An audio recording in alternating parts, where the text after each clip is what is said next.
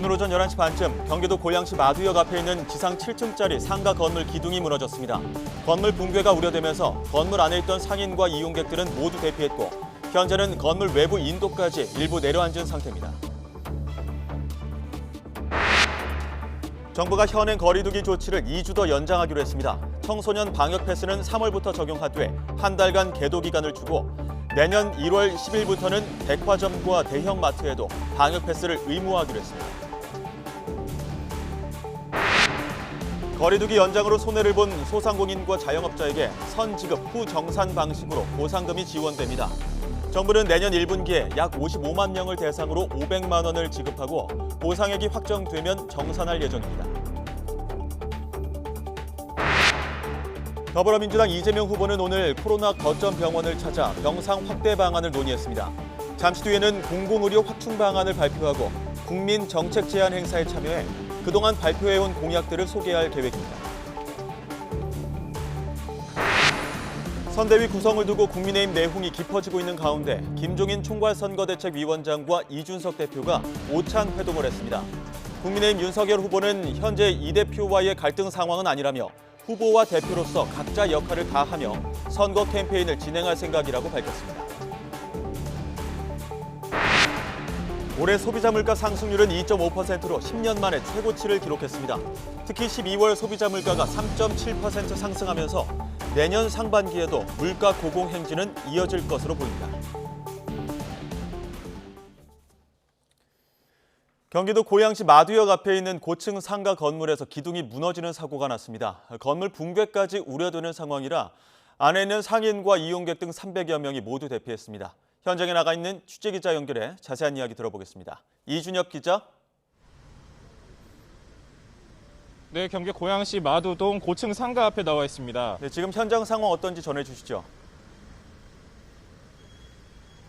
네, 제 뒤에 보이는 7층짜리 건물이 붕괴 위험이 있어 대피가 이뤄진 곳인데요. 땅꺼짐이 일어난 곳은 이 건물 지하주차장 입구 옆 인도 인근입니다. 지하 3층 기둥에서 붕괴가 일어나서 사고가 났던 것으로 전해졌는데요. 추가 붕괴 우려가 있어 접근은 어려운 상황입니다. 상가 간판과 조명이 모두 켜진 모습이 대피 당시의 긴박한 상황을 보여주고 있습니다. 사고가 난 건 오늘 오전 11시 30분쯤입니다. 서울 지하철 3호선 마두역 바로 앞인데요. 77개 점포가 있다고 합니다. 현재 붕괴 위험이 있다고 판단하고 내부에 있던 상인과 이용객 300여 명은 모두 대피한 상황입니다. 아직 다친 사람은 확인되지 않았습니다. 사고 원인은 파악이 됐습니까? 네, 아직 원인 분석이 진행 중입니다. 현재 2차 안전점검과 건물 내부 검색은 끝난 상황인데요. 외부 전문가 등이 원인을 진단하고 있습니다. 소방과 경찰도 출동해 일단 대피와 현장 통제에 집중하고 있습니다.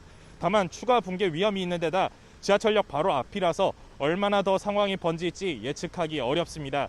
주변 상인들은 이전에도 주변 도로가 갈라지고 꺼지는 현상이 수차례 반복적으로 나타났었다고 말하기도 했고 이틀 전에도 SNS에 땅 꺼짐 현상이 일어났다며 사진이 올라오기도 했는데요. 그 밖에 평소에 빗물이 샜다는 등의 제보도 들어오고 있습니다. 지난 6월부터 최소한 땅꺼짐이 있었던 것으로 저희가 확인을 했는데요.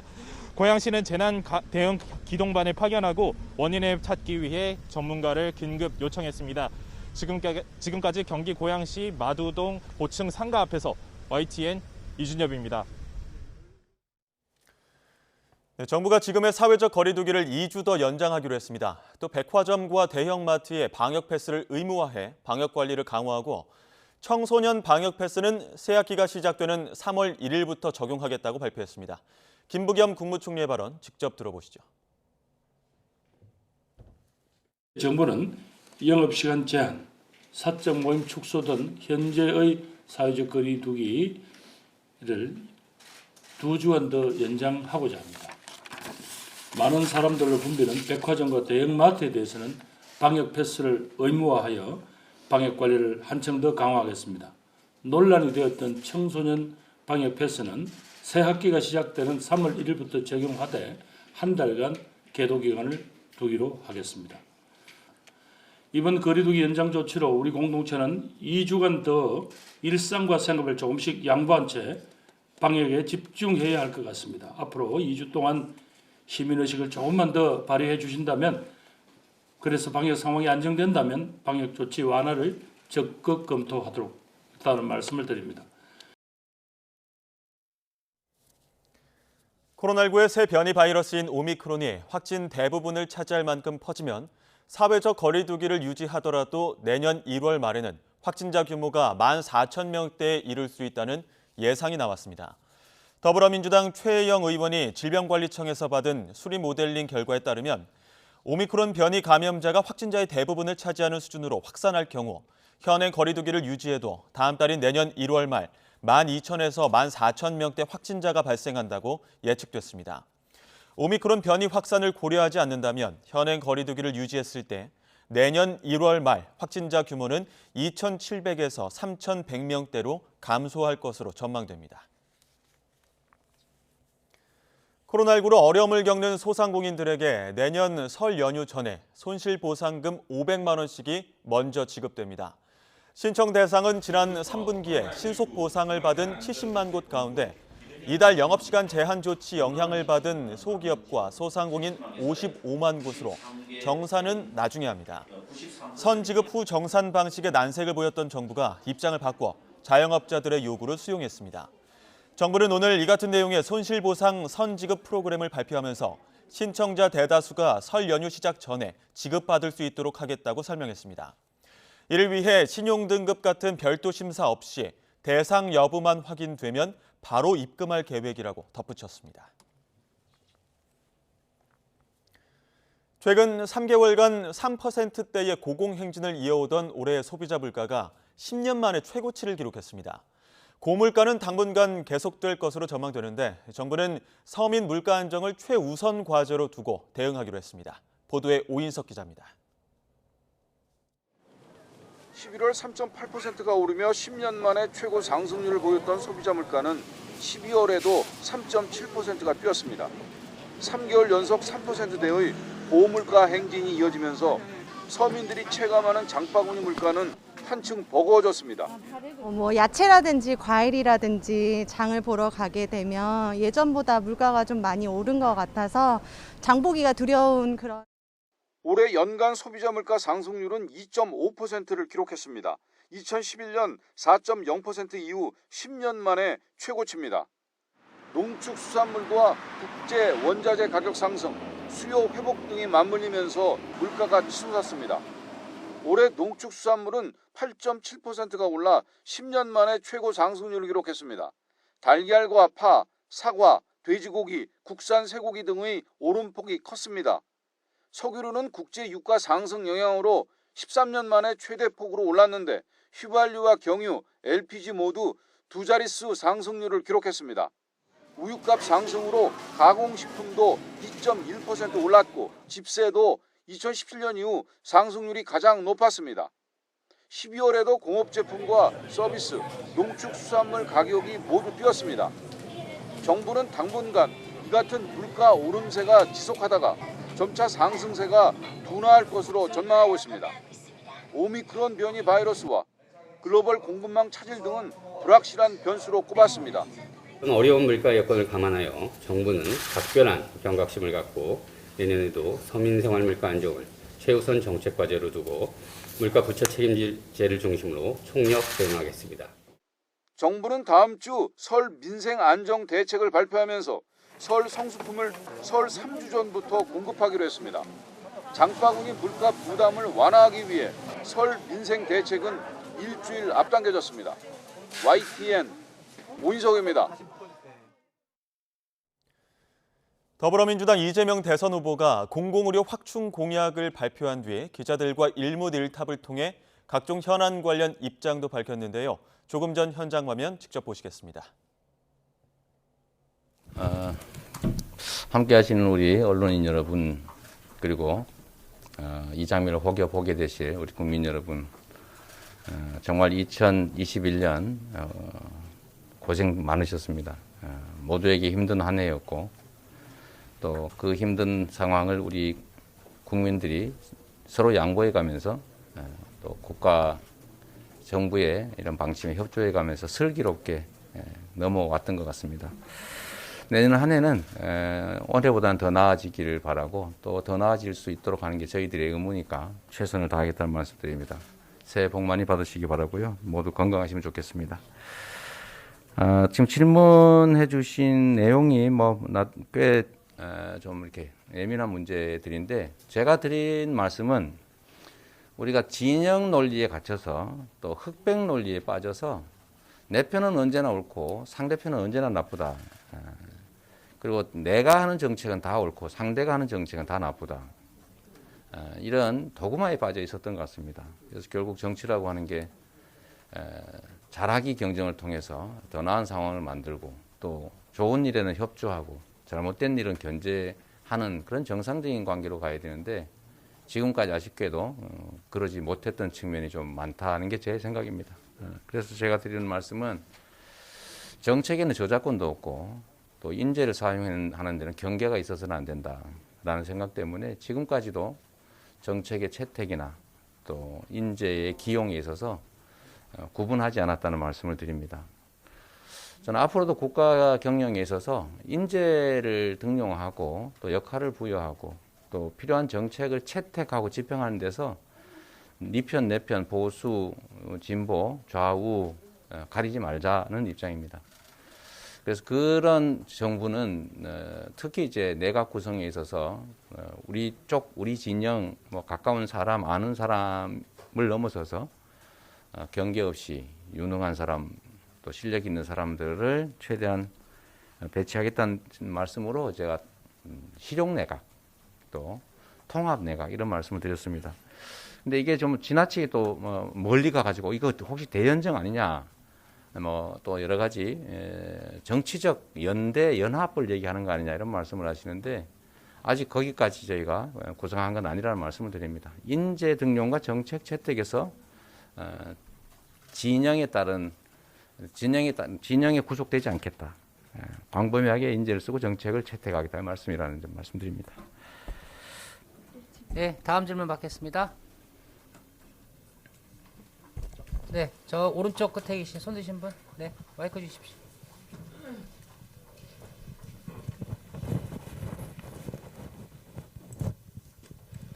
네, 후보님 안녕하세요. 중앙일보 송승환입니다. 오늘 오전에도 이제 코로나19 전담 병원을 다녀오셨고 올 한 해도 마찬가지고 또 내년에도 가장 이어질 국민들이 가장 궁금해하는 게 코로나19 이 위기 상황이 언제까지 갈 것이냐. 그리고 이제 그 후보님께서 그 긴급 제안을 하시면서 정부가 받으면서 이렇게 다시 강화된 이 거리두기 언제까지 유지해야 하고 이게 효과가 있는 것이냐, 과연 이런 국민들의 궁금증이 많습니다. 내년에는 또 만약에 새로운 정부가 들어선다면 방역 대책에 대해서 어떤 구상을 가지고 계신지 궁금합니다. 우리가 이제 살다 보면 피하고 싶지만 피할 수 없는 일들을 맞닥뜨리게 됩니다. 그럴 때는 피할 수 없다면 최선을 다해서 이겨내야 되겠죠. 코로나19도 우리가 결코 원치 않았지만 우리의 이제 안전을, 생명을, 건강을 위협하고 있습니다. 실제로 감염되면 그 중에 일정 수는 비율적으로 사망이라고 하는 치명적인 결과에 이르고 있기 때문에 우리 정부의 입장에서는 최대한 예방하고 또 그러면서도 경제적 손실이 최소화될 수 있도록 피해가 최소화될 수 있도록 조치를 해 나가야 되겠죠. 우리 모두의 책임으로. 그게 이제 저는 경제 방역과 보건 방역이 조화롭게 양립해야 된다라는 입장인 것입니다. 그리고 감염병에 대한 대응은 우리 국가 공동체 모두의 책임이기 때문에 모두가 책임을 지고 그 방역을 위해서 특별한 희생을 치르는 우리 국민들이나 또는 부분 영역이 있다면 그에 대해서는 우리 국민 모두가 합당하게 보상해서 억울하지 않게, 억울하다고 느껴지지 않게 하는 게 정말로 중요하다고 생각합니다. 그게 저는 정의이고 형평이라고 생각하기 때문입니다. 지금 이제 코로나19가 우리가 이제 2차례 백신 예방 접종을 했음에도 불구하고 다시 또 확산이 되고 있습니다. 뭐 우리의 기대와 좀 어긋나긴 했는데 그러나 그렇다고 방치할 수는 없는 것이고, 그래서 우리가 해결해야 될 지점은 최대한 백신 접종을 늘려서 감염을 줄여나가되, 그것만으로는 지금 부족한 상황이기 때문에 결국은 추가적인 방역 조치가 필요하고, 그러면 또 우리가 경제적으로 어려워진 서민들이 있고 직접 피해를 받는 당사자들이 있기 때문에 그에 대해서는 우리 상응하는 보상을 충분하게, 완전하게 또 미리 하는 것이 필요하다라고 말씀드리겠습니다. 지금 약간의 소강 상태로 보여지지만 저는 이 거리두기를 다시 제한하고 위드 코로나로 갈 경우는 상당히 또 감염자가 급증할 수 있고 그에 따른 이제 인명 피해가 또 늘어날 수 있기 때문에 지금 정부의 연장 조치는 불가피하다고 봅니다.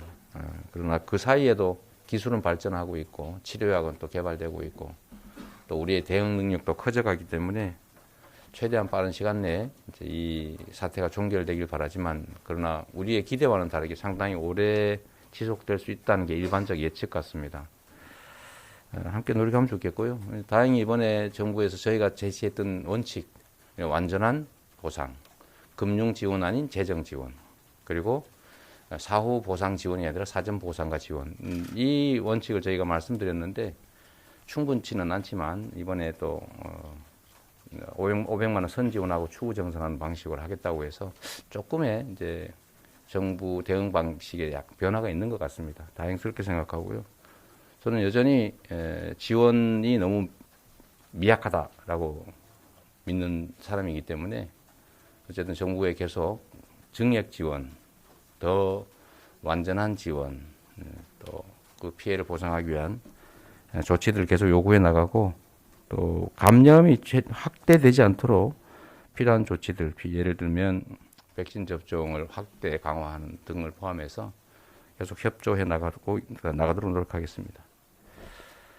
네, 일문일답을 마치려고 하는데 마지막 질문 받겠습니다. 그럼 뉴스원의 한 기자님 질문으로 일문일답 마치겠습니다. 양해 바랍니다.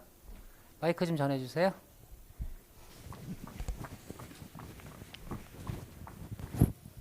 저기도 한번 손 들었는데? 이거 다 같이 다 하십시오. 네. 후보님, 저 뉴스원 한재준 기자인데요. 네, 뒤에 계신가 보군요. 예, 방금 질문의 그 연장성상인데, 저 지금 당에서는 정부에 새 추경을 좀 요청을 했는데요. 후보님께서도 추경의 필요성에는 공감을 일찌감치 하셨고, 만약에 한다면 어느 정도 규모로 어느 시기에 해야 된다고 생각하시는지 궁금하고요. 두 번째로 오늘 그 윤석열 후보가 대장동에 한해서는 뭐 토론할 수 있다고 이렇게 발언했는데 여기에 대해서는 어떻게 생각하시는지 궁금합니다.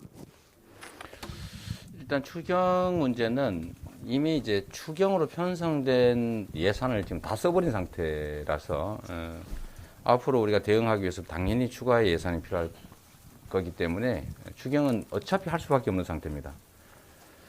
그래서 가능하면 빨리 또 가능하면 대규모로 편성을 해서 대비하는 게 좋겠다는 게 제 생각이고, 이 점은 제가 포퓰리즘 공격에 좀 이렇게 위축돼 가지고 25조 원 정도 하자고 이만큼 하자고 이렇게 얘기를 했는데, 다행히 우리 윤석열 후보께서 50조 원 지원을 말씀하셨고, 그 후에 다시 또 김종인 총괄선대위원장께서 100조 원 지원을 말씀하셨기 때문에 저는 최소한 제가 제시했던 금액은 훨씬 넘어서는 규모로 좀 추경을 준비하는 게 좋겠다는 생각이 듭니다. 그리고 아울러서 우리 다시 한번 말씀드립니다만 윤석열 후보님이나 김종인 총괄선대위원장께서 내가 당선되면 그때 가서 하겠다 이런 얘기로 우리 국민들 우롱하고 우리 힘겹고 정말 극단적 선택까지 생각하는 자영업자, 중소상공인들 정말 모멸하지 마시고요. 이번 추경에 적극적으로 좀 참여해 주시고 협조해 달라는 부탁드립니다. 우리 누가 제안했는지 모르겠어요. 누가 이 대장동 하자 누가 말했습니까? 본인이 직접? 혹시 우리 아까 질문하신 분 확인 가능합니까? 누가 한 얘기인가요, 혹시? 대장동에 대해서만 토론하면 하겠다고 한 게 누구 얘기인지 혹시 아십니까?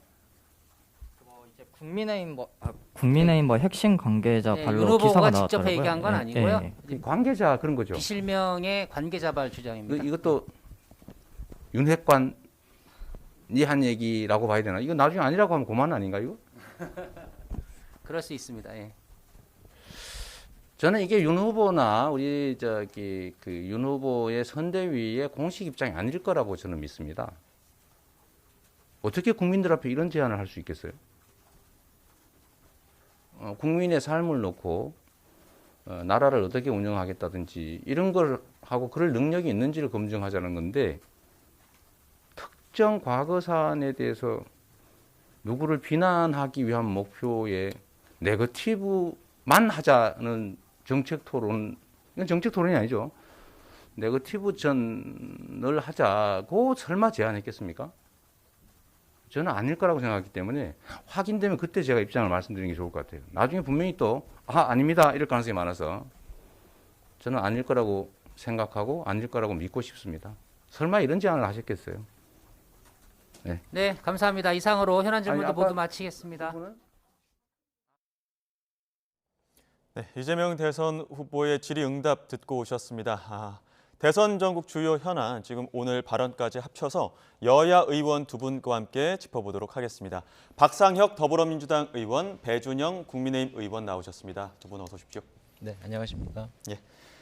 일단 2021년 마지막 더 뉴스인데 오늘 이렇게 또 초대 응해 주셔서 감사합니다. 네. 마지막 날인 만큼 두 후보의 송년 메시지부터 한번 짚어봐야 될 것 같습니다. 지금 이재명 후보는 민생에 방점을 찍었고요. 윤석열 후보는 정권 교체를 강조를 했는데 지금 이 두 후보의 송년 메시지를 보면 그 안에 선거 전략 혹은 최근의 행보와 좀 같은 맥락인 것 같아요. 먼저. 저희가 보기에는 세 가지 키워드라고 저는 생각을 합니다. 예. 지금 좀 전에 보셨던 답변에서도 그러는데요. 민생, 실용, 그리고 미래라고 저는 이렇게 정의를 하고 싶습니다. 지금 뭐 다 아시는 것처럼 코로나19로 어려운 상황에서 예. 민생의 문제를 풀어가는 것이 가장 시급하고 우선적인 문제이고 그리고 코로나19의 이 영향이 우리가 많이 확진자 수가 줄어든다고 해도 단시간 내에 극복되는 것은 아니지 않겠습니까? 예. 그만큼 이 민생의 문제를 후보 시절부터 챙겨 나가야 된다는 생각이고요. 또 좀 전에 뭐 그 인사와 관련된 얘기도 했습니다만 그것도 결국 실용의 관점에서 많은 전문가들을 예. 통합적인 그런 인사 원칙을 가지고 있다라는 것 그리고 무엇보다도 이런 것은 과거로의 태행이 아니라 다음 정부는 결국 미래로 나아가야 된다. 이런 저희들은 확고한 원칙 세 가지를 가지고 있습니다. 예, 배준영 의원께서. 네, 정권 교체 온 국민이 염원하고 있는 겁니다.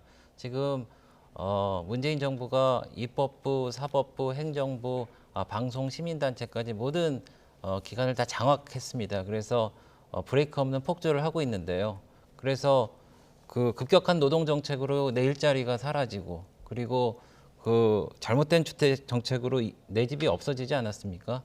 그리고 방역 정책도 잘못돼서 소상공인 자영업자가 힘들고 있습니다. 그래서 이런 것을 공정 경제를 통해서 경제를 다시 살리고 그리고 대한민국을 바로 세운다. 이런 기치는 모든 국민들이 원하는 시대 정신일 것 같습니다. 그래서 저희는 정권 교체를 화두로 삼아서 정진할 그런 계획입니다. 예. 윤석열 후보 지금 보수터파 TK 이어서 오늘 또 충북으로 갔기 때문에 네. 주자 동향들도 좀 살펴봐야 될 것 같습니다. 사찰을 찾았는데 후보들 측근들의 불심 잡기에 나섰다 이런 얘기가 나올 정도로 지금 사찰을 두루두루 돌고 있는데 배준영 의원께서는 선대위 조직총괄본부에 또 계시기 때문에 네. 이렇게 또 마지막 지역 일정에 담긴 의미라고 할까요? 이런 거 어떻게 분석해 볼 수 있을까요? 네, 3일 일정을 오늘 마무리하십니다. 그래서 대구 경북을 방문하셨고 지금 충북에 들르셔갖고 이제 수도권으로 이제 오는 마지막 일정이신데요. 오늘 특히 그 천태종의 창시자이신 상원우 얼각 그 대주사님의 탄신 110주년. 그 불교계에서는 굉장히 중요한 행사입니다. 지난번에는 저희 그 후보께서 조계종의 총무원장을 방문하시기도 하셨고요. 그래서 또 독실한 그 불자신 저희 후보랑 후보 어머님 이런 분들이 이 불심을 이제 잘 챙기고 있는데 이게 중요한 행사기도 해서 참석하기도 했지만은 법회에서 결의도 다지고 불교계의 어떤 지혜를 또 구하는 그런 계기가 됐을 것이라고 생각을 하고요. 네. 또 오늘은 밤 12시에 네. 인천 신안 컨테이너 부두에 방문을 하십니다. 그래서 새 벽두를 이제 현장에서 힘들게 고생하시는 그런 근로자 여러분들과 함께 그 호흡하면서 대한민국의 경제를 한번 바로 세워보겠다, 살리겠다 그런 의지를 밝히실 그런 예정입니다. 지금 양 후보 모두 불심 잡기에 나서 제가 앞서 말씀을 드렸는데 네. 그 이유가 지금 그 김혜경 씨도 이번 달만 사찰 2번 찾았고 또 법륜 스님과 오찬도 했단 말이죠. 이렇게 불심 잡기에 나선 이유 중에 하나가 정청래 의원의 발언 실수 때문이 아니냐 이런 관측들이 나오는데요.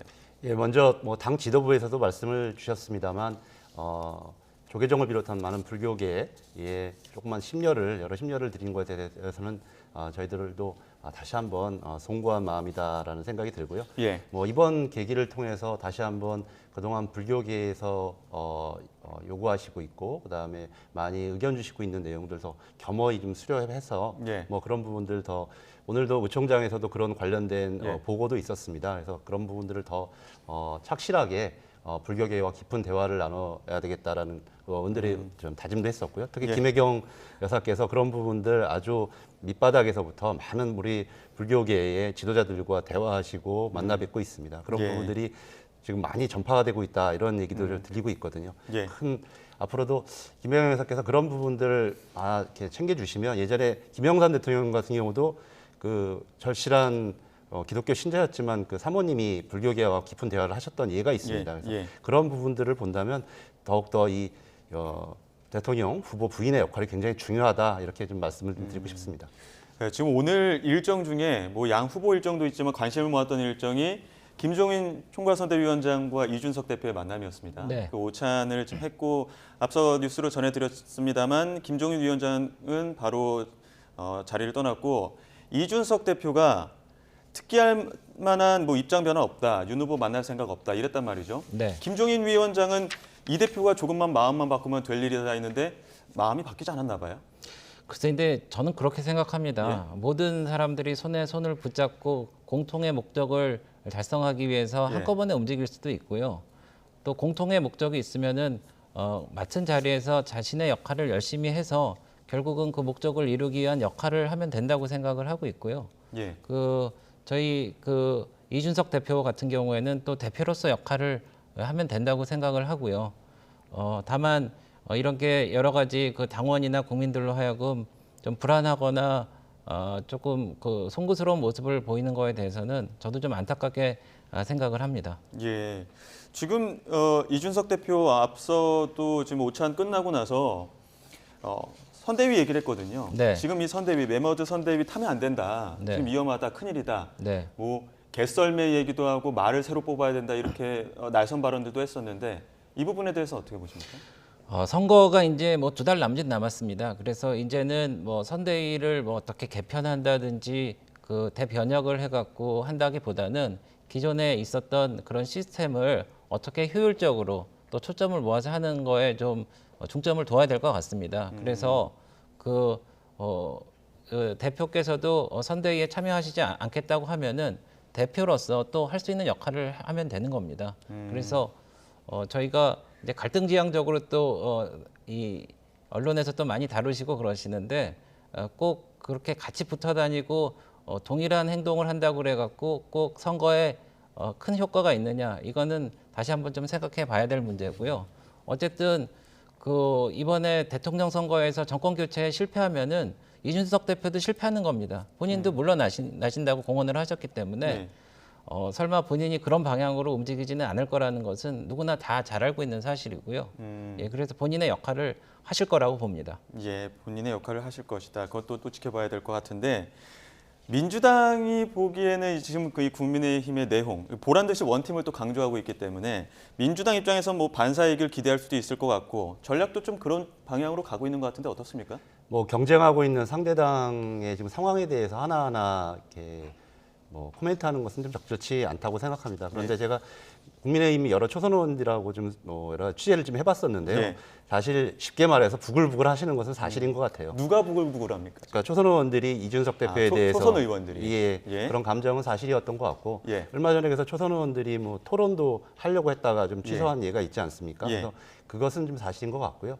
결국 그 핵심은 이준석 대표의 자기 정치에 대한 의심이라고 저는 생각을 합니다. 결국 이준석 대표가 자기 정치를 하려고 하는데 그 윤석열 후보 주변에 있는 분들이 그것에 대해서 끊임없이 여러 가지 생각들을 표출하고 있고 그런 부분이 핵심에 있다고 저는 생각을 하고요. 예. 저희들은 뭐 그런 관점에서 저희들이 할 일들을 좀 최선을 다하겠다 이런 생각을 가지고 있습니다. 예.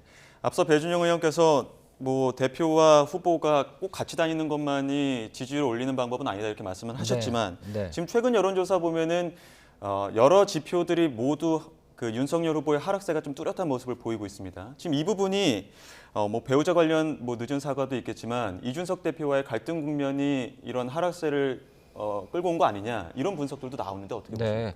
네. 그래서 그 증시의 경우에는 예측이 불가능할 때 가장 급격한 변동성을 보이고 패닉을 하고 무너지죠. 근데 저희가 볼 때는 이렇습니다.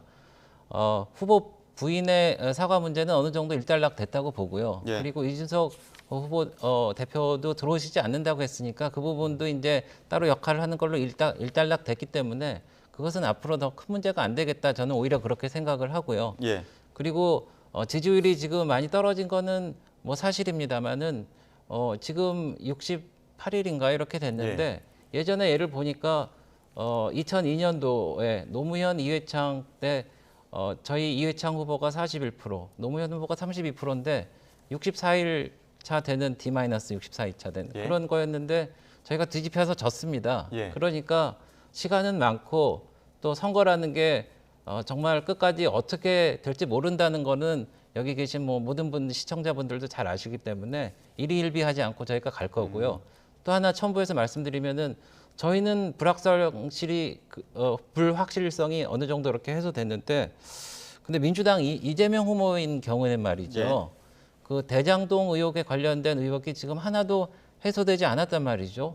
그래서 무려 그 핵심 관계자가 2명이나 자살하시고 중요한 결재 서류에 9번이나 사인한 정진상 부실장이란 분이 그 검찰에 문턱도 밟지 않고 그래서 이른바 그분에 대한 근처에 가지도 못했단 말이죠. 그래서 이거를 국민적인 의혹이 있고 이런 것을 계속 끌고 나가면은 결국에는 이게 지지율을 끌어내리고 믿을 수 없다, 신뢰할 수 없다, 공정 경제에 방해가 되는 그런 후보다. 그렇게 되면은 아마 이재명 후보가 그것을 해결하지 못하면은 결국 대통령이 되지 못할 겁니다. 그런 차원에서 아까 좀 전에도 이재명 후보가 저희가 대장동을 주제로 해서 저희 후보랑 1대1 토론을 하자라고 뭐 후보가 말씀하셨건 윤핵관이 얘기했던 본인이 떳떳하면 하자고 하면 되는 거예요. 그런데 말끝을 흐리시는 거 보면은 그게 마지막 모멘텀에 굉장히 불리한 요소가 돼서 지지율을 깎을 수 있기 때문에 안 한다고 하시는 거 아니겠습니까? 예. 뭐 박 의원님 어떻게 보십니까? 뭐 저는 지금 그 지지율 상황에 대해서는 이렇게 생각을 합니다. 3가지 요인이 있다고 생각을 해요. 예. 첫 번째는 이른바 본부장 비리라고 하는 우리 윤석열 본인과 부인 김건희 씨 그리고 장모 같은 경우는 이미 실형 선고까지 나지 않았습니까? 예. 뭐 이런 문제에 대한 국민들의 엄중한 시선이 하나가 있는 것이고요.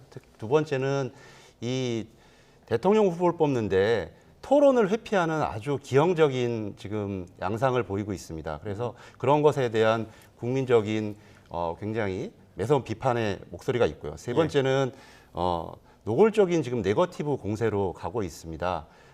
윤석열 후보가 아마 선대위 기조 자체를 지지율이 하락하다 보니까 기조 자체를 이제 강성 그리고 굉장히 색깔론 이런 것까지 들고 나올 정도로 기조가 바뀐 것 같은데요. 이런 세 가지 요인이 작동해서 지금 지지율 하락으로 저는 이어지고 있다고 생각을 합니다. 그런데 그런 부분들이 온전하게 저희 이재명 후보로 다 옮겨온 것은 저희도 아니라고 생각을 합니다. 일부는 유보층으로 가기도 하고 또 안철수 뭐 후보한테 간 측면도 있습니다. 그렇기 때문에 저희들은 앞으로 여러 가지 지금 민생 공약들 발표하고 있고 정책 공약들 발표하고 있어서 지금 국민의 흩어진 마음들을 하나로 모으고 또 이재명 후보에게 온전하게 지지를 보낼 수 있도록 그런 방향과 기조로 갈 예정입니다. 지금 그 지지율 변화들 보게 되면 윤석열 후보는 하락세가 조금 뚜렷하게 보이긴 하는데 그렇다고 뭐 이재명 후보가 엄청 상승세가 많은 편은 아니고 박스권 안에서 지금 움직이는 모양새거든요.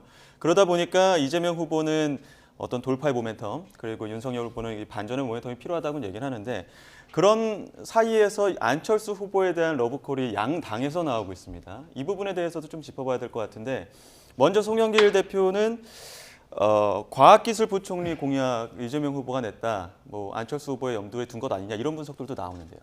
뭐 특정한 자리를 두고 뭐 그렇게 말씀을 하는 것은 좀 적절치 않고요. 예. 네, 안철수 후보의 지지율을 보면 갤럽 조사 같은 경우에서는 굉장히 좀 상승한 그런 지표가 나왔고 다른 또 여론조사에서는 크게 변동성이 있는 결과가 나오지 않은 여론조사도 있습니다. 예. 그런데 우리가 뭐 일반적으로 지금 윤석열 후보를 지지했던 분들이 유보 또는 안철수 후보로 간 것이 아니냐라는 뭐 일부 추정을 좀 해볼 수 있는 상황이죠. 예.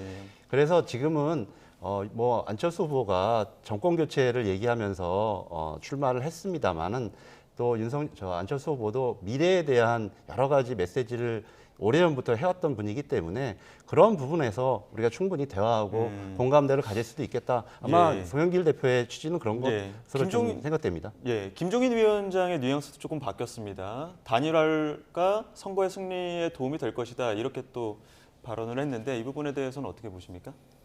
네, 국민의 당이 국민의 힘과 손을 잡는 게 정말 자연스럽습니다. 그리고 정권 교체를 바라는 거는 그 안철수 후보의 처음에 캐치프레이즈였기 때문에 제가 볼 때는 그 송영길 대표님이 묘한 뉘앙스로 이제 약간 갈라치기를 또 하시려고 하시는 건데 그 진영 논리라든지 이런 거 하지 말자고 지금 그 이재명 후보도 인터뷰에서 말씀하셨는데 글쎄요 그렇게 갈라치기하고 뭐 이관계 쓰고 그런 게 페어플레이인지 모르겠습니다. 그거는 국민들이 다 아실 거예요. 네, 이쯤에서 짧게 다음 주제도 한번 짚어봐야 될 것 같아서 이 부분 한번 또 여쭙겠습니다. 지금 뭐 공수처 통신조회 논란 어제 법사위 현안실에서 김진욱 공수처장이 해명을 하긴 했는데 국민의힘 입장에서는 아직도 불법 사찰로 보시는 거죠? 그렇습니다. 제가 말씀드릴게요. 우리 의원 88명에 대해서 통신 자료 제공을 했고 대통령 후보 부인 가족 100명이 넘는 현직 기자들, 시민단체, 아사히 신문 기자도 했습니다. 300명이 넘는 형사법학회 카톡방도 뒤졌고요. 국민의힘 카톡방도 털었습니다. 이게 불법 사찰이 아니고 대선 개입이 아니고 뭔지 말씀드리고 싶고요. 그리고 제가 또 부언해서 말씀드릴게요. 통신조회라는 것이 말입니다. 범죄에 임박해갖고 그 사실을 갖고 이제 하는 건데 예를 들어서 고발사주 범행이라고 해갖고 지금 공수처에서 얘기를 한다고 그래도 그게 범행 기간이 작년 4월 7일로 추정됩니다. 그거는 다 아실 거예요. 근데 그러면은 보통 통상 기록 저장이 한 1년 정도 지났는데 공수처에서 저희를 집중적으로 뒤진 게 올 9월, 10월 당의 후보 경선 기간 중에 했단 말입니다. 그래서 사찰이 아니면은 이거는 설명할 길이 없습니다. 그래서 범죄와 전혀 상관없는 거를 왜 저는 정말 놀라운 게 그 민주당이 말 그대로 민주당 정권인데 김대중 대통령께서 사찰로 인해서 보안사 사찰한다고 그래갖고 단식투쟁도 하셨던 그런 당의 민주당 여권 정권 아닙니까? 그런데 도대체 왜 이런 일을 벌이는지 국민들은 이해할 수 없기 때문에 저희가 공수처장을 처벌하고 공수처를 폐지하는 게 저희 당론으로 갈 수밖에 없다. 이렇게 말씀드리겠습니다. 민주당 입장에서는 뭐 우리도 뭐 그 통신조회 당했을 수도 있고 또 이게 윤석열 검찰이라고 안 했던 것도 아니지 않느냐 이런 입장이지 않습니까? 지금 통신조회에 대해서는 그리고 이런 방식의 과도한 수사 방식에 대해서 문제에 대해서는 민주당에서도 같은 생각을 가지고 있습니다. 그래서 오늘 의총이 있었는데요. 의총에서도 이 문제에 대해서 제도적인 개선을 하기로 의견을 모았습니다. 네, 구체적인 뭐 법안이라든지 이런 부분들은 추후 이제 의총에서 또 아마 이제 발표가 될 것으로 생각이 되고요. 그런데 이 문제와 달리 이 문제를 제도적인 개선과 그것이 제일 중요한데 이것을 정치 공세로 지금 펴려고 하는 것이 바로 국민의힘의 지금 모습입니다. 어제 법사위장에서도 나타났지만 우리 윤석열 후보가 중앙지검장 시절에 예. 이 똑같은 질문을 받았었어요. 그때 야당 의원들로부터. 예. 그랬더니 윤석열 후보가 하셨던 말씀이 있습니다. 이것은 단순한 가입자 정보에 불과하다. 그리고 현재 이 문제와 관련되어서는 헌법재판소에서 각하가 한번 결정이 된 적이 있었고 지금 헌법재판소에서도 지금 계속 심리 중입니다. 빨리 심리에서 이런 부분이 나타났으면 좋겠고 인권위도 오래전부터 이 부분에 대해서 관련 근거법인 전기통신사업법에 대해서 개선 조치를 하라는 것이 인권위의 얘기였거든요. 예. 근데 그런 부분들을 오히려 반대했던 것이 2014년도에 우리 뭐 그 당시에 박근혜 정부 시절에 그러면 수사가 방해된다라고 하면서 이 문제를 반대했던 것이 바로 국민의힘의 과거 전력이거든요. 그래서 지금은 그리고 이런 식으로 윤로남불식의 예. 사찰이니 그런 것은 옛날에 국정원 사찰이라든지 이런 것들에 과거 전력을 갖고 계신 분들이 아마 본인들이 주특기니까 그렇게 좀 갖다 붙이시는 것 같은데요. 예. 빨리 제도 개선을 통해서 이 과도한 수사 방식에 대해서는 개인 정보를 지키는 차원에서 빨리 개선이 돼야 된다는 것이 저희 민주당의 확고한 입장입니다. 네, 그 민주당에서 제도 개선 예. 말씀하시니까 제가 짧게 한 말씀 드리겠는데 사실 민주당이 야당일 때 제도 개선해야 된다고 주장하시다가 여당이 되니까 아무것도 안 하셨어요. 임대차 3법이라든지 공수처법이라든지 노동관계법 그 직권상정으로 다 밀어붙이셨는데 이거는 함구하고 계셨는데 그래서 저희가 28일 날 그 발의를 했습니다. 그래서 이렇게 통신 자료를 조회하는 경우에는 30일 이내 반드시 통보를 해주고 예. 범죄와 관련된 경우에는 6개월 정도 미룰 수 있다 뭐 이렇게 했는데 민주당은 아무것도 안 하고 헐리우드 액션만 하고 있는 겁니다. 자, 내년 대선이 끝나고 나서 어느 당이 여당이 되든 야당이 되든 이 법안만큼은 잘 합의를 해서 처리하기를 저희도 또 기대해 보도록 네, 하겠습니다. 오늘 대담은 여기서 마무리하도록 하겠습니다. 지금까지 박상혁 더불어민주당 의원 그리고 배준영 국민의힘 의원과 이야기 나눴습니다. 오늘 말씀 고맙습니다. 네, 감사합니다.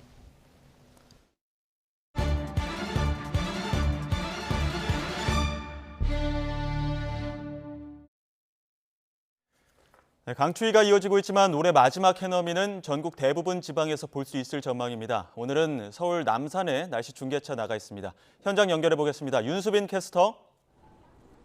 네, 서울 남산에 나와 있습니다. 네, 오늘 해넘이 감상하기에 서울 날씨 어떻습니까? 네, 오늘은 찬바람이 불며 몹시 추운 날씨입니다. 하지만 하늘은 맑아서 올해 마지막 해넘이를 보기에는 굉장히 좋은 날씨인데요. 오늘 서울은 지금부터 2시간쯤 뒤인 5시 23분에 해가 지겠습니다. 붉게 물들 신축년의 마지막 해넘이가 장관을 이룰 것으로 기대가 됩니다. 작년에 이어 올해도 코로나19에 인해 이전과는 다른 연말의 모습을 보이고 있습니다. 늘 사람들로 북적였던 해넘이의 명소인 남산타워에도 발길이 뚝 끊겼는데요. 아쉽지만 올해도 이렇게 랜선 생중계로 해넘이를 감상하면서 이번 한 해를 마무리하시는 것도 좋겠습니다. 2021년 마지막 해넘이는 오후 5시 5분 독도에서 가장 먼저 볼 수 있겠습니다. 서울은 오후 5시 23분, 서해안 안면도 꽃지해수욕장 5시 29분, 신안 과거도는 5시 40분에 마지막 해가 집니다. 다사다난했던 2021년을 뒤로하고 내일은 이민년의 첫 해가 떠오릅니다. 새해 첫 해돋이는 전국에서 비교적 깨끗하게 볼 수 있겠는데요. 2022년 첫 해는 독도에서 7시 26분에 가장 먼저 떠오르겠습니다. 내륙에서는 울산 간절곶에서 7시 31분 가장 먼저 일출을 볼 수 있겠고 이후 강릉 경포대는 7시 40분에 해가 뜨겠습니다. 서울에는 7시 47분에 새해 첫 해가 떠오르겠습니다. 이제 새해가 9시간이 채 남지 않았습니다. 다가오는 2022년에는 바라는 일들이 모두 이루어지는 뜻깊은 한 해가 될 수 있도록 진심으로 기원하겠습니다. 지금까지 서울 남산에서 YTN 윤수빈입니다. 2021년 마지막 날 더 뉴스 마칩니다. 새해에는 더 알찬 소식으로 찾아뵙겠습니다. 시청해주신 여러분 고맙습니다.